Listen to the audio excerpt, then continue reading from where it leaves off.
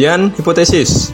Oke, kali ini kita akan membahas tentang beberapa teori mengenai pengujian dari hipotesis ya. Apa itu hipotesis, bagaimana pengujiannya, pengukurannya, dan lain sebagainya. Akan dibahas di video kali ini ya.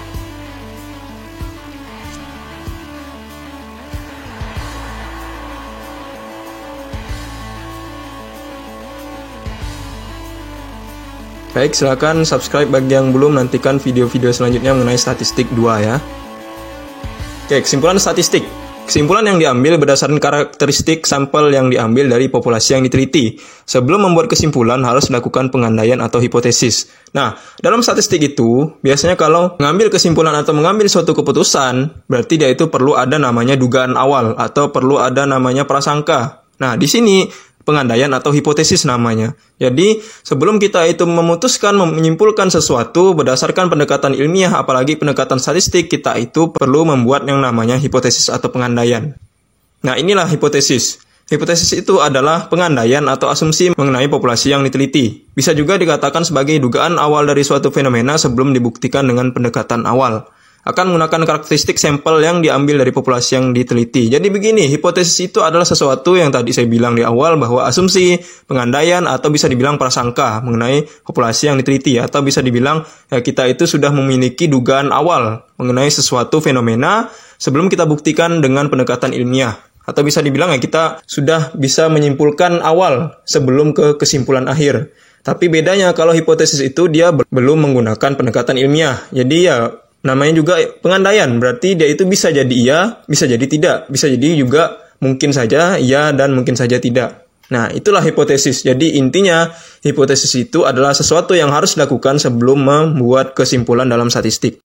Nah, hipotesis ini akan diteliti menggunakan karakteristik sampel dari populasi yang diteliti. Kenapa kita menggunakan sampel, bukan menggunakan populasi? Jelas sekali, sampel itu mewakili dari populasi, itu yang pertama. Yang kedua, kalau kita itu meneliti populasi, sangat tidak efisien. Dari sisi waktu, dari sisi pengumpulan data, dari sisi akurasinya, dan lain sebagainya. Jadi, ya udah kita menggunakan sampel aja. Sehingga, ya di sini diharapkan menggunakan sampel yang benar. Sampel yang benar-benar mewakili populasinya. Jangan menggunakan sampel yang tidak mewakili populasinya. Seperti itu. Jadi, hipotesis itu kita harus mengambil dari sampel yang tepat. Nah, di sini biasanya ditulis dengan H0 atau biasanya juga seperti HO ya.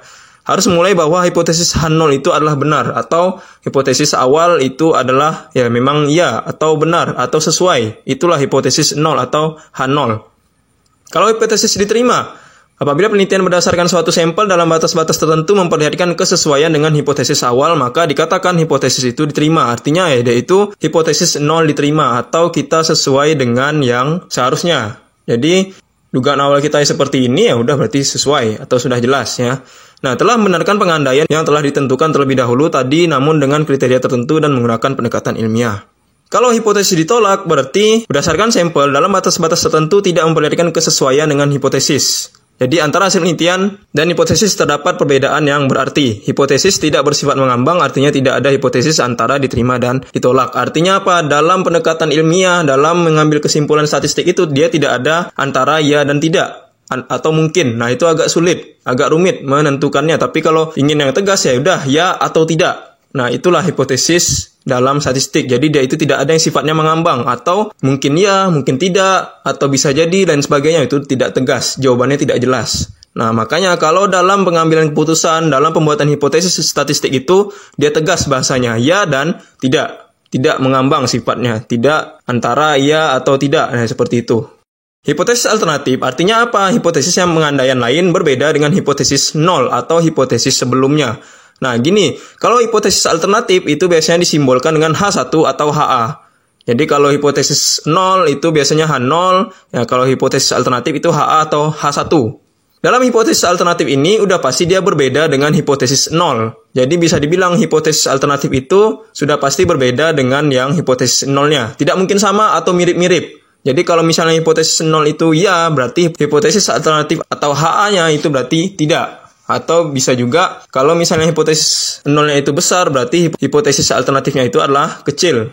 Seperti itu. Jadi dia itu, kalau misalnya hipotesis 0-nya itu besar, tidak ada itu hipotesis alternatifnya mungkin besar, sedikit besar, lebih besar, dan sebagainya. Itu tidak bisa.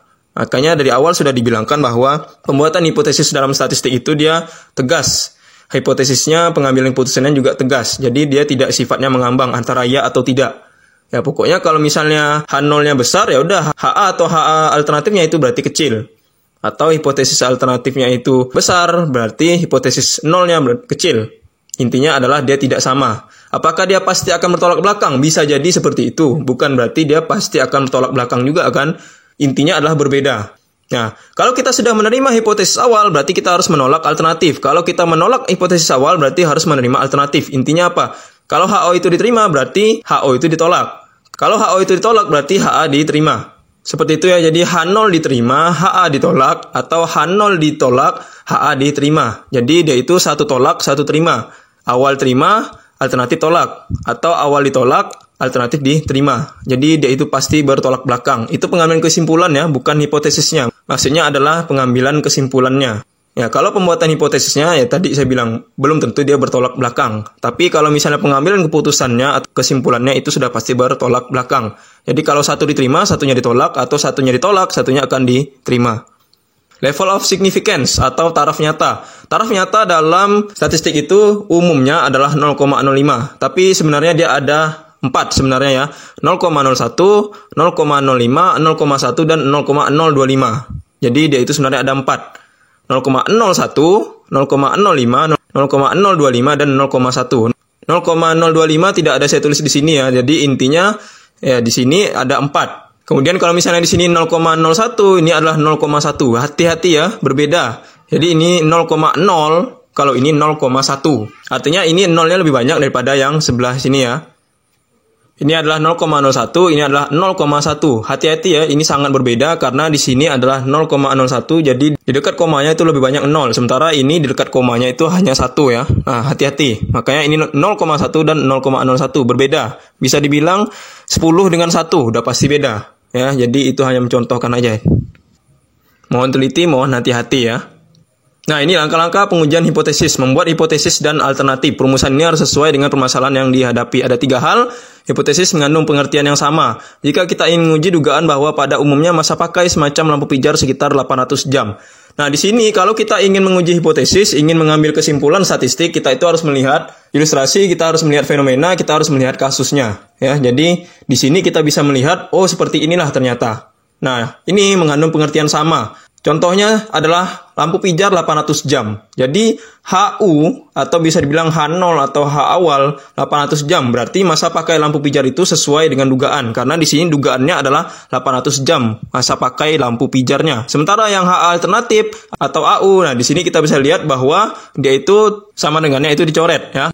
Tidak sama dengan 800 jam. Artinya apa? Masa pakai lampu pijar itu tidak sesuai dugaan. Bisa lebih besar, bisa juga lebih kecil. Artinya apa? Di sini kita tidak tahu sebenarnya lampu pijar itu adalah lebih besar atau lebih kecil ya daripada 800 ya, tidak tahu.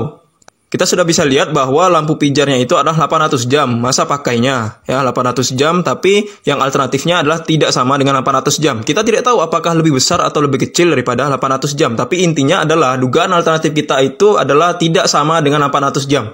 Nah, lebih umum. Makanya di awal saya sudah bilang bahwa pokoknya H0 atau H awal itu pasti dia menyesuaikan dengan fenomena. Sementara kalau H alternatif atau H alternatif itu dia pasti tidak akan sama dengan yang H0 atau H awalnya. Mungkin saja tidak bertolak belakang, tapi mungkin saja bertolak belakang. Intinya apa? Dia itu pasti berbeda antara H alternatif dengan H0. Ya, pokoknya pasti beda lah. Jadi tidak mungkin di sini sesuai dugaan. Sementara kalau yang H alternatifnya itu dia mungkin 800 jam. Nggak bisa seperti itu ya. Jadi kalau misalnya H0 itu dia sudah sesuai dengan fenomena. Kalau misalnya H alternatif itu dia berbeda dengan fenomena. Artinya dia itu tidak mirip-mirip atau tidak bersifat mengambang, tidak bersifat mungkin atau yang lain sebagainya. Kan intinya adalah berbeda. Ya, bisa jadi bertolak belakang, bisa jadi juga dia tidak bertolak belakang. Tapi intinya dia itu sudah pasti berbeda atau dia benar-benar tidak ada kesamaan ya, atau tidak ada kemiripan. Oke, ini yang mengandung pengertian sama. Artinya dia itu 800 jam dan tidak sama dengan 800 jam. Kalau misalnya mengandung pengertian maksimum, berarti dia itu H alternatifnya adalah lebih dari. Ya, jadi kalau misalnya tidak sama, dia itu tidak sama dengan. Tapi kalau misalnya pengertian maksimum, berarti dia itu H alternatifnya lebih dari. Lebih dari apa ya? Pokoknya nggak tahu. Intinya tergantung dari kasusnya. Nah, di sini kasusnya adalah lampu pijar 800 jam kan. Berarti kalau misalnya pengertian maksimum, H alternatifnya itu adalah lebih dari 800 jam. Nah, makanya di sini lebih dari 800 jam. Sementara H0 atau H awalnya itu adalah kurang dari 800 jam. Nah, ini pasti bertolak belakang karena dia mengandung pengertian maksimum. Kalau pengertian sama, berarti dia itu bisa jadi kedua-duanya. Tapi kalau pengertian maksimum, dia itu lebih besar dan lebih kecil. Bukan berarti lebih besar dan sama dengan. Nah, itu nggak ada. Nggak bisa seperti itu. Jadi kalau pengertian maksimum, dia itu lebih besar dan lebih kecil. H alternatifnya yang lebih besar. Ya, yang maksimum itu adalah H alternatif yang lebih besar. Bukan yang H0 atau H awalnya. Ya, dan dia tidak bersifat sama dengan. Kalau mengandung pengertian minimum, berarti dia itu lebih kecil dari... Berapa lebih kecil dari 800 jam? Dan dia itu adalah H alternatif sama. Intinya kalau kita bahas pengertian maksimum, pengertian minimum, berarti dia itu adalah yang alternatif. Kita bisa juga lihat di sini. Kita juga bisa lihat yang sebelumnya ya. Nah, di sini pengertian sama atau tidak sama, berarti dia itu sama dengan dan tidak sama dengan. Nah, kalau misalnya pengertian maksimum, berarti dia itu lebih dari. Dan lebih darinya itu adalah yang alternatif. Ini juga sama. Pengertian minimum berarti dia lebih kecil dari. Nah, sementara yang lebih kecil dari itu adalah yang H alternatifnya ya. Lebih kecil dari 800 jam. Ya, jadi seperti itu ya. Lebih dari 800 jam dan kurang dari 800 jam. Intinya kalau misalnya pengertian minimum berarti yang alternatifnya itu lebih kecil. Kalau pengertian maksimum berarti alternatifnya yang lebih besar. Nah, seperti itu ya. Nah, ini langkah-langkah pengujian. Jadi kalau kita menggunakan taraf signifikan atau tingkat kepercayaan, jadi tingkat kepercayaan yang paling umum dipakai di dalam statistik itu adalah 95, 99, 91, dan 97,5. Itu yang paling sering. Kalau 95, berarti dia itu adalah 5%. Ya, bisa dibilang sisanya lah dari 100 kan. Jadi 100 kurangkan 95 itu adalah 5%. Ya, kalau misalnya yang 99 berarti dia itu adalah 1 kan. Kalau 97,5 berarti dia itu adalah 2,5%. Kalau 90% berarti dia itu adalah 10%. Kemudian dalam statistik itu dia ada perbedaan antara yang lebih kecil dari 30 dan lebih besar daripada 30. Ya, jadi berbeda antara lebih dari 30 dan kurang dari 30. Rumusnya berbeda, uji yang digunakan juga berbeda, tabel yang digunakan juga akan berbeda ya. Jadi sampel antara lebih dari 30 dan kurang dari 30 itu benar-benar jangan disamakan. Kemudian dia itu ada istilah daerah penerimaan dan daerah penolakan hipotesis. Nah, daerah penerimaan dan penolakan hipotesis itu dia digambarkan dalam bentuk lengkungan ya. Bisa dibilang ya seperti lembah atau seperti bukit atau lain sebagainya. Intinya adalah penolakan dan penerimaan hipotesis itu dia berdasarkan gambar. Untuk mempermudah sebenarnya. Jadi, gambar itu sebenarnya bukan kewajiban, tapi ya bisa dibilang semacam mempermudah pengambilan keputusan aja sih. Jadi ada daerah penerimaan, daerah penolakan. Daerah penolakan itu disebut daerah kritis. Oke, bisa kita lihat di sini.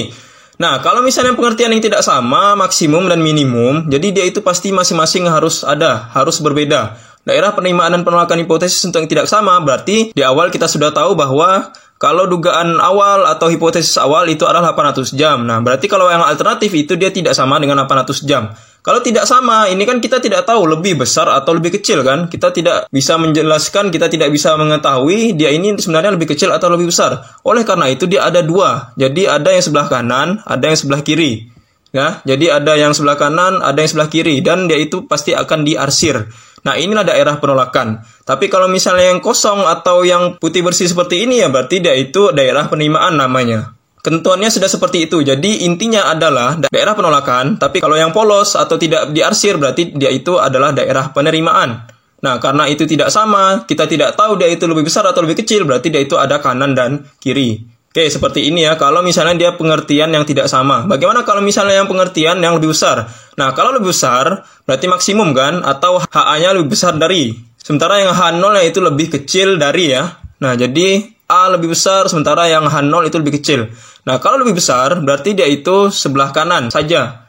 Sementara sebelah kiri tidak ada ya, karena memang pengertiannya lebih besar kan, atau pengertian yang maksimum.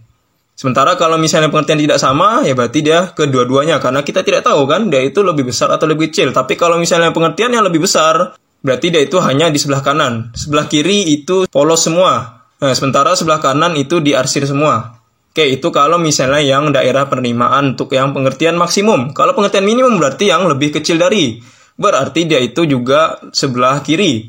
Dan hanya sebelah kiri saja, tidak ada sebelah kanan. Jadi sebelah kiri itu adalah daerah penolakan, sementara sebelah kanan itu daerah penerimaan. Ingat, yang daerah diarsir itu adalah daerah penolakan. Sementara kalau misalnya daerah yang tidak diarsir atau yang polos itu berarti daerah penerimaan. Ya, jadi arsir itu penolakan, polos itu penerimaan. Ini juga ya. Hanya sekedar mengingatkan kembali ya, jadi lebih besar itu hanya sebelah kanan, dan sebelah kanan saja yang diarsir. Ingat, diarsir itu adalah daerah penolakan, sementara yang polos atau yang tidak diarsir itu adalah daerah penerimaan. Maksudnya bagaimana sih penerimaan atau penolakan itu kita contohkan ya. Jika A0 pihak kanan, nah kita sudah tahu, kalau pihak kanan berarti dia itu hanya sebelah kanan berarti dia adalah maksimum. Kita bisa lihat di sini ya. Ya kan? Jadi lebih besar hanya di sebelah kanan. Nah, kalau sebelah kanan itu berarti lebih besar atau pengertian maksimum. Atau alternatifnya itu adalah lebih besar.